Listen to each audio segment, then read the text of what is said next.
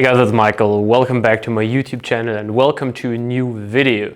Today another video of the programming series, and one that most of you have waited for, because today I want to introduce you a very interesting concept from my book Understanding Calisthenics that can help you to start combining weighted and skills in a proper way. Many athletes, maybe also you out there, are struggling to get a right understanding of how you can combine weighted calisthenics with skill training. Often it seems like you need to focus on one more than the other, and it's just getting really hard to put everything into one plan, because you want to work out on that skills, you want to work on that skill so much, you want to get better at that, but you also don't want to miss out on weighted calisthenics gains, and maybe also want to compete without losing the skills. So to get a bit light into all this confusion, today I want to introduce you to a concept that I like to call the progress backup. That's also how it's called in my book. So if you miss out on any details in this video, just get my book Understanding Calisthenics. It's available on Amazon or in our web shop, and then you can read a bit further into some details there. We need to take a look at first, what do we actually need to achieve a calisthenics skill. To achieve a calisthenics skill, we need different so-called athletic qualities. And let's maybe look at a planche. For a planche, what do we need? We need a lot of strength, especially in our shoulder flexors, to maintain that position. We also need some straight arm strength, a bit of core strength, but mostly pure and raw strength in our shoulder flexion. But if we're just strong, that's not sufficient, because there are a lot of strong individuals out there who can planche. So what do we also need is skill. What do I mean by that? We can put that into different other categories. That would be balance. If you don't have the balance to enter a planche correctly, then you're gonna have a very hard time, even if you're strong. If you don't have that balance, you will fall over. Then, of course, we need conditioning. Elbows, shoulders, wrists, they're all in super uncomfortable, very stressful position. And if you're not conditioned in there, you probably can't hold a planche, because it's very painful for you, as your joints are not conditioned and are not stable enough. So conditioning, balance is a thing. And of course, coordination is a thing here. So if you have balance and conditioning, but you cannot really activate the right muscles at the right time, you have a very big problem to maintain that planche position, because you need to have the hips posterior tilted, shoulders slightly protracted and depressed, arms extended. At the same time, you need to balance. So there is a lot of coordination involved. And why are we going to cover this? Because these details here are very important to know if you want to develop a training concept out of that. Because what can weighted calisthenics, if we're now looking at combining skills and weighted, provide for us? We cannot unlock balance, conditioning, and coordination specifically for a planche with weighted calisthenics. But we can definitely work on this part with weighted calisthenics. So the strength part of a planche is something we can train with a weighted dip. Why can we train that with a weighted dip? Because the weighted dip has a similar movement pattern. We're training that shoulder flexion movement. So the major muscles that are involved in the planches, so front delt, the biceps, the pecs, everything that really pushes you away from the floor, is trained to a certain degree, some more, some less, in a dip. So that part can be covered with that weighted calisthenics element. And that now gives us a big improvement for programming, because we now don't need to put a lot of emphasis into that strength part with specific planche volume. That means everything we need to do to unlock the planche is focus on the skill part. And that has now a very big advantage, because the specific planche volume we need in our program and the exercise selection that we need for our planche can be focused only on that. And that now gives you a lot of room to focus on the weighted calisthenics part without losing the planche, or with even progressing, of course, in your planche. To explain this concept a bit further, I want to give you a graphic that I took from my book, Understanding Calisthenics. What you can find on the y-axis is the hold time and strength needed for a certain progression on the x-axis. So if we're going back to our planche example, we need that here is tuck progression, that is advanced tuck progression, and that is the one leg progression. We need a certain strength here for a certain hold time. So just random example. Now here we have 1 second. So you need a little strength to hold 1 second of a tuck planche. Then you need more and more strength to go and hold it here for 3 seconds, and you need even more strength to hold it then here for 6 seconds.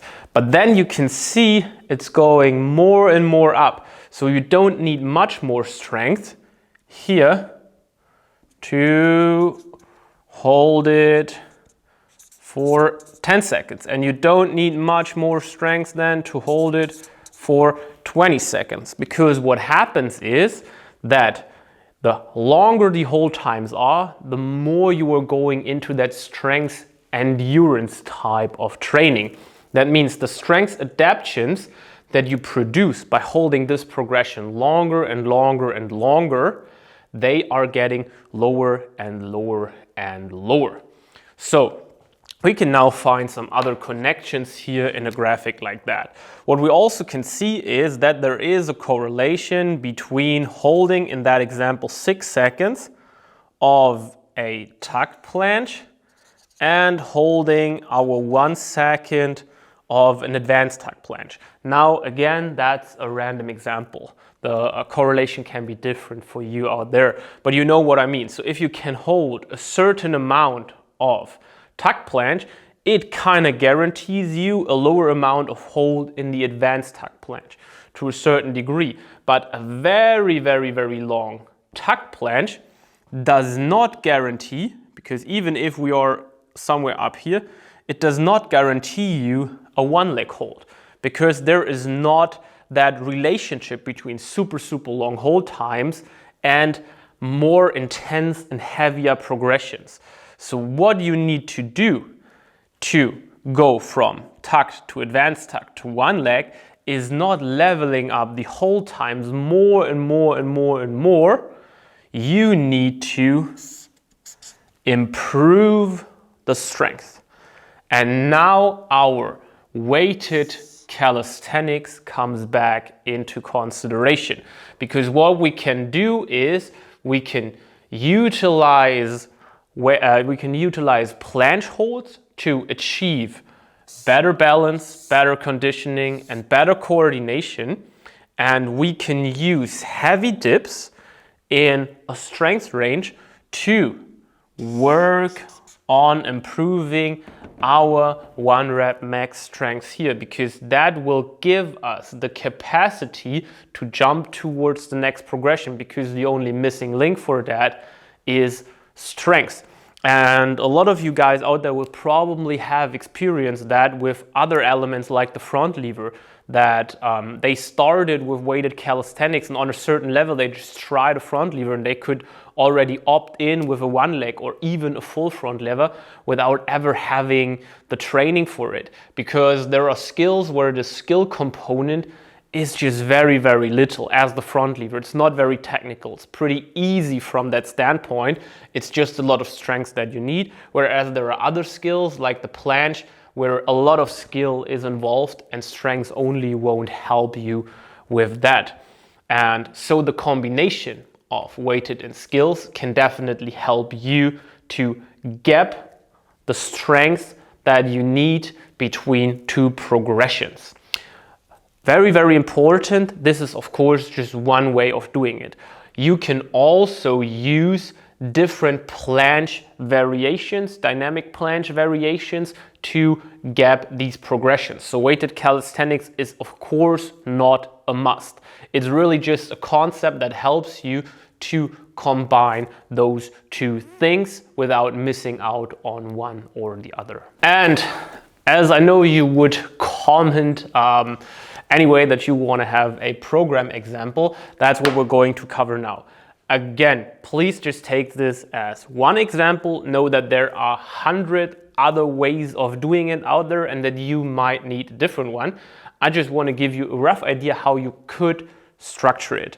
So today we're going to take a look at how we could combine dips and planches. This is not the complete program that you need to do on each day. This is just the dips and planches part. There is definitely room to put in more training days, to put in other movements. This is really just the excerpt of 3 workouts when it comes to planche and dips. So don't think that you cannot do, chin-ups on day 1, that you could add a leg day in between or stuff like that. Of course that works. So we're really just looking at the 3 days where we add dips and where we add planches in these combinations. So let's take a look at day 1. Day 1, we're gonna have our heavy dips day. That could be a heavy top set triple with 3 back offs where we go with sets of 5. As this is our heavy dips day, just waiting a second. As this is our heavy dips day, we don't want to be too pre-fatigued from the planche. So what we can utilize here are just light conditioning holds. That could be 3 sets of 10 to 12 seconds of a hold. Day 2, we have a medium intensity dips workout. We could use a pause variation here or any other technical variation, 3 times 5, 3 times 4, 3 times 6, whatever, just a medium intensity here with a technical variation. And as we don't need to be too fresh for these here, we can on that day, because we are very primed from those heavy dips to really push high loads. We can use that prime here to then work on the high intensity holds on the next session, which could be 4 sets of 3 to 5 seconds. For more experienced planchers, 3 sets, 4 sets, 3 sets here might be too little because you can do much more hold time volume. But for more intermediate beginners, that's totally sufficient. And then day 3, we can utilize medium intensity holds here. So something 3 sets, 6 to 8 seconds. And we can use this day as a light dip session, a bit of volume. So 3 times 10, 3 times 8, something like that. And use this here as a primer session for our heavy dips on the next day 1 again.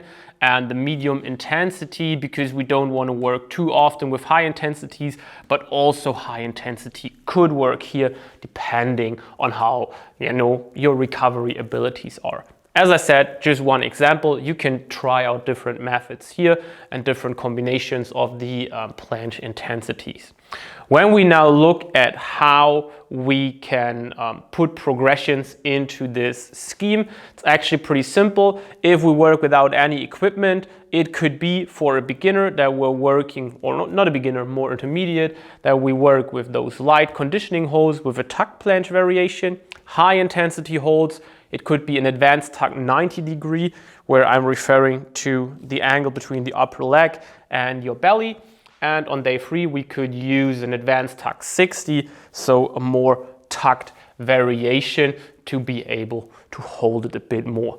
For more advanced athletes that want to improve on a certain progression, like the straddle or the full planche, we can just use resistance bands to make that happen. So we're always going to work with the straddle planche, but on day one, we use a heavy band.